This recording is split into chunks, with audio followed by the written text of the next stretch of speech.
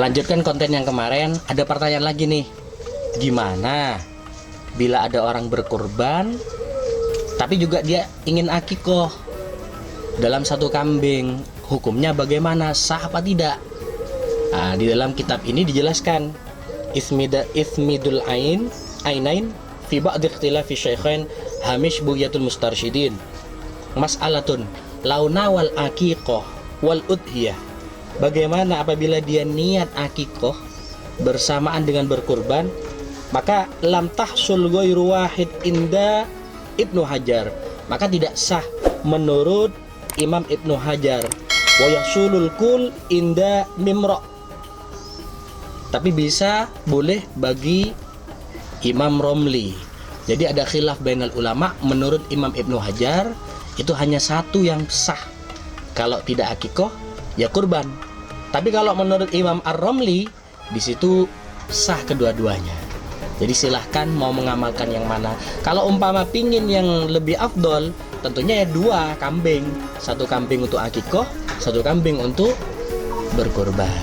Itu pertanyaan yang pertama.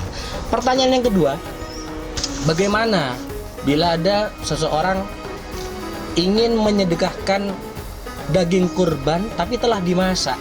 Entah itu dibuat kornet, atau dibuat dendeng, atau dibuat daging-daging yang sudah matang. Maka di dalam kitab Mughnil Muhtaj disampaikan ada syarat di dalam daging kurban. Di situ diharuskan wa yashtaratu fil lahmi ayyakuna nayyan, harus mentah. Liyatasarrafa fihi man ya'khudhu bima sya'a min bai'in wa ghairihi, supaya orang fakir ataupun miskin yang mengambilnya leluasa mentasarrufkan, bisa dengan menjual, bisa dengan diberikan kepada yang lain. Fala yakfi ja'lu ta'aman, maka tidak cukup menjadikan makanan yang telah matang, wa du'aul fuqara ilaihi, dan memanggil atau mengundang orang-orang fakir untuk memakannya. Li'anna haqqahum fi tamalluki la fi akli, karena haknya orang-orang fakir miskin itu adalah memiliki daging tersebut, bukan memakannya. Wala tamlikuhum lahu matbukhon, demikian pula tidak cukup memberikan hak milik kepada mereka daging yang telah dimasak.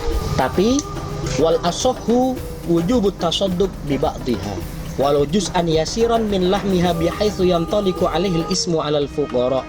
Menurut pendapat al-asah, pendapat yang lebih kuat, wajib menyedekahkan sebagian kurban meski bagian yang sedikit dari dagingnya, sekiranya bisa disebut pemberian daging yang pantas kepada orang fakir walaupun satu orang.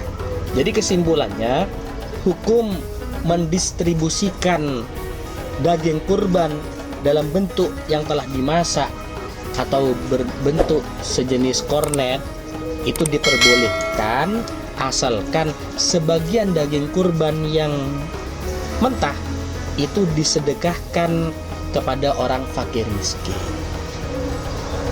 Itu pertanyaan yang kemarin ditanyakan kepada kami.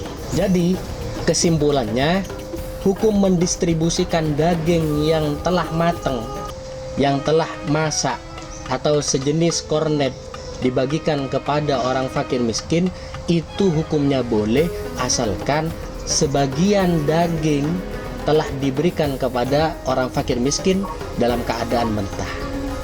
Semoga menjadi ilmu yang bermanfaat barokah. Dari kami, akhirul kalam. Assalamualaikum warahmatullahi wabarakatuh.